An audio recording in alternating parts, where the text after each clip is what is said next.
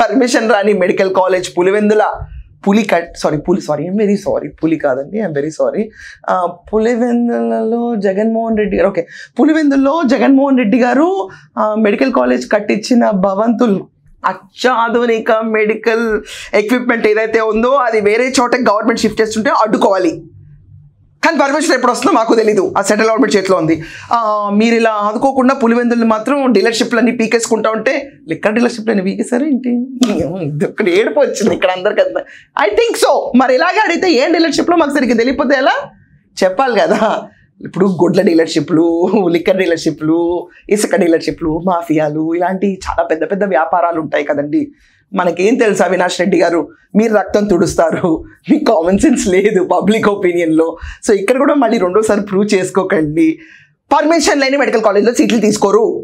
Point number 1, అత్యాధునికంగా Jaganmohan Reddy గారు ప్రజాధనం ఖర్చు పెట్టి అక్కడ పులివెందులు ఎందుకు? అయితే ఈ లాజిక్ ప్రకారం రాష్ట్రం అంతటా అత్యాధునికంగా పెట్టలేదా?